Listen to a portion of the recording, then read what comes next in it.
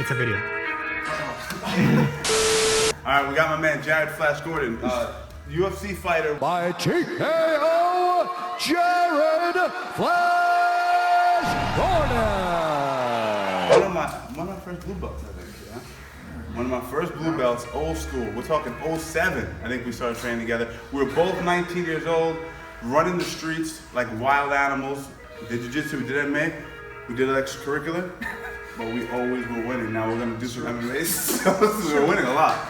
We're gonna do some MMA stuff. I'm gonna demonstrate a little bit of ground pound from the half guard, real basic stuff.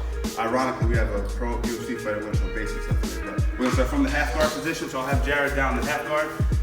Subscribe while you're here. Sonic boom! In a position where my training partner's on, my opponent's on his back and he has good frames in the inside position.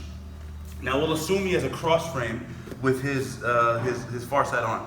What we're gonna do is we're gonna put a wedge behind his lower back, just like so. We're gonna plant our hand on the mat.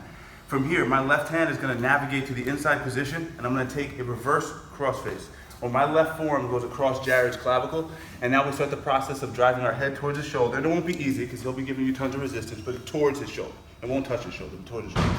From here, I start to walk my elbow up, and as soon as his far scapula touches the mat, I'm gonna actually dig my arm in, flare my elbow out, and then from this position, my head goes over the far shoulder, my elbow goes to his hip, and then we shoot in the underhook. And then from here, we take our top pin. And the game is yours from here, depending on your style and your predilection from the top position. We can start working positions where we can do tons of ground and pound from the top position. It all depends on the way you like to play. So the guy's doing really good, really responsible from the half guard. He's creating space. And believe it or not, the space he's creating is not just gonna be a good way of stopping me from landing effective ground and pound, but it's giving him enough space to start to create space to get up, yeah. So we gotta navigate this fast. We can't allow this to happen for too long. So we're gonna put our knee against his hip, and we're gonna create a closed wedge around his hip.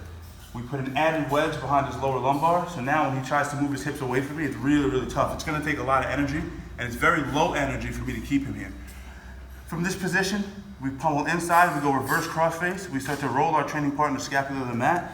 From here, we go far side inside tie, and we flare the elbow. So Jared, keep a strong arm. If I try to just push Jared's arm down, it'll never happen. I'm actually opening my elbow up, and then bringing my forehead to his far shoulder, elbow in, and then from this position, he'll never be able to pummel this hand back in front of my face. And then I can go underhook, under the head, or obviously I can start to pull him up and work my ground and pound from here. What's beautiful about this is I can land 2 or 3 hard elbows, hard punches. He inside ties me again. He pulls his arm back out, rinse and repeat. And you can kind of use this as a system of ground and pound that runs the clock and lands good short shots. So once again, I'll show you this one detail again. Make sure you guys subscribe right here. Check out the Patreon link in my description and in the pinned comment. $5, $10, whatever you want to talk about. All right, so he's pushing me away. He's doing a good job here. We pummel to the inside position. We go reverse crossface. We start to roll our training partner flat. And small details. You gotta be efficient here. I see a lot of guys, everything is fucking this shit. You don't wanna do this. Just post, raise your elbow, and it might not work the first time. I may have to slowly roll them, but take your time. And because I have a wedge behind his back, it's very uncomfortable. He feels the need to just give to it. He's not gonna stay there. So here and here. And I'm only gonna be able to hold him down temporarily, so I immediately put in this added inside tie, and I flare. My head cuts his hand out, and then from this position, I can start working my game from the top position.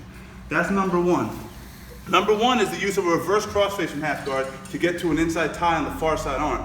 The next one is a double inside tie position when I can't get to the crossface. So he's here, he's doing a good job. I notice every time I go for his crossface, he pummels again, and he keeps beating my arm. So it's gonna happen. So this time, as I pummel, I'm actually gonna go to the inside of this bicep. My right hand goes to the inside of the opposite bicep. From here, we start to flare our elbow out. Same thing, I bring my head to the far side, and I'm really mainly focused on this underhook. So my elbow comes down, my head and hand shoot up together, and even if he gets inside this bicep again, as long as I have this, this far side underhook, I can land hard shots to the body, hard shoulder strikes, and I can start to pummel my hand in eventually, all while passing if that's your game. So he does a good job of creating space with his hands. What do? We initially try the reverse crossface. I suggest going reverse crossface. Why? Short elbows. You're landing elbows on the way in. You're landing elbows while he's supine. But no good fighter is gonna let you do that. So as you start to pummel, he pummels. He pummels. Now watch. Chop down. Chop out. Head positioning. Now, elbow shoots to the hip, hand shoots out. He can't get that crossface in place. If you want to go reverse crossface to land hard shots, you want to push the head away to land hard shots, you can do that. Or if you want to focus on crushing the guy and pinning him and working a more sophisticated passing game, that's always an option too. All right? So, UFC fighter Jared Flash Gordon here.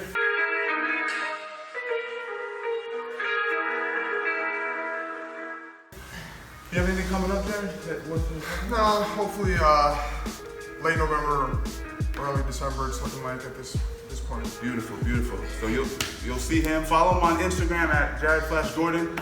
J Flash Gordon MMA. J Flash Gordon MMA. He's really active on Twitter, so follow him on there. Make sure you guys subscribe, leave a like, comment, share, and check out the Patreon. Also got fresh merch, so check out the merch as well.